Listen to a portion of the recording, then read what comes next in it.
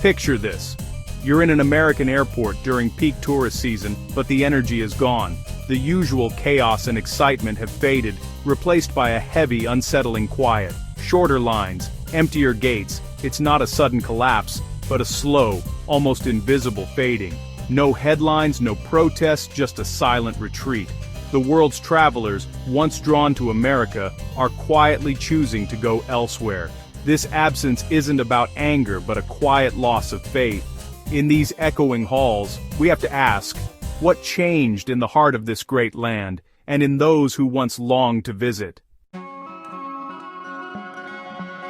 For generations, Canadians were a constant presence. Neighbors, friends, family, woven into American life. Their visits were a ritual, a dependable current in the river of American tourism. But in 2025, that current receded. Quietly, almost apologetically, Canadians stopped coming. The numbers told the story, a 30% drop, unexplained by economics alone. No boycotts, no angry headlines, just a silent collective decision. The summer migration thinned, winter snowbirds found new destinations. For towns and businesses built on this flow, the silence was deafening. Canadians simply chose other paths, not out of anger, but indifference. The path of least resistance no longer led south.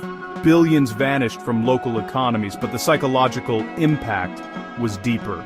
If America could lose its closest neighbor, who else might be drifting away? This wasn't a temporary dip, but a massive behavioral change. Canadians demonstrated a new pattern.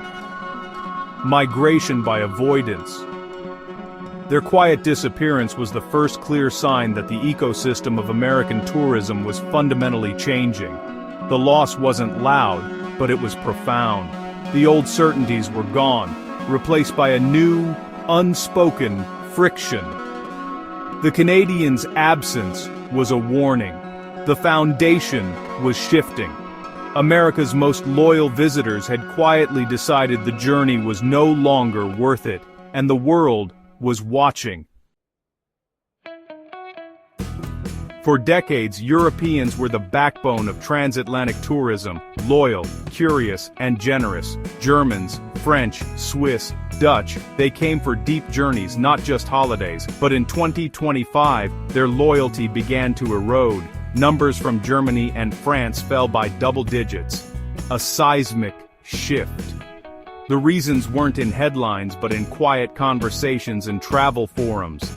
Stories of long, confusing border queues, inconsistent procedures, and a sense of interrogation replaced the excitement of arrival.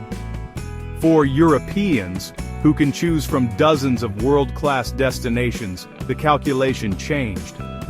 The promise of America's wonders was now weighed against the stress of getting there.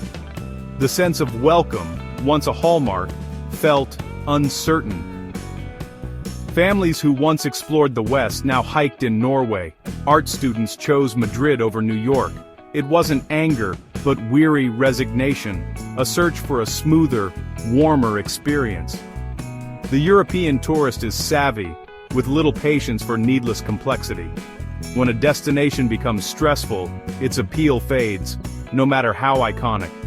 Loyalty is precious, but not unconditional. The decline from Switzerland and the Netherlands was telling. They value order and respect. Now they simply choose destinations that offer a seamless, pleasant journey. The message is clear. America's welcome is no longer guaranteed. The Nordic countries, Denmark, Sweden, Norway, Finland, are small in number but mighty in influence. Wealthy, experienced, and trend-setting, they travel for quality and authenticity. In 2025, their retreat was sudden and silent. Denmark's visitor numbers collapsed by 23%, mirrored across the region. These travelers aren't easily deterred. Their decision was calculated. They value peace of mind, predictability, and feeling welcome. Encountering friction, they don't complain, they simply go elsewhere. A Swedish family, once loyal to Colorado, now skis the Alps, choosing a smoother journey and a warmer welcome. Their choices ripple through the industry. When Nordics leave, others notice. The absence of these high-spending, discerning travelers is a reputational blow. Their silence is powerful feedback. America is no longer a hassle-free destination. The economic loss is significant, but the damage to America's brand is deeper. The destination that once symbolized ease and excitement now feels like too much trouble. In high-end travel, silence is the harshest criticism. The Nordics' quiet exit signals a destination losing its cachet. Their retreat is a warning to the entire industry. The brand built over a century is eroding, not with noise, but with absence. The world of luxury travel is listening and taking note. America's place on the list of desirable destinations is slipping away, and the silence speaks volumes. Here's the paradox. The easiest, most lucrative travelers are the first to leave when friction appears. High-spending tourists aren't just buying flights, they're buying peace of mind. Their most valuable commodity is time, not money. They won't waste it on long lines or arbitrary rules. Their deal is simple: significant economic benefit in exchange for a seamless, respectful journey. When that bargain falters, they quietly take their business elsewhere.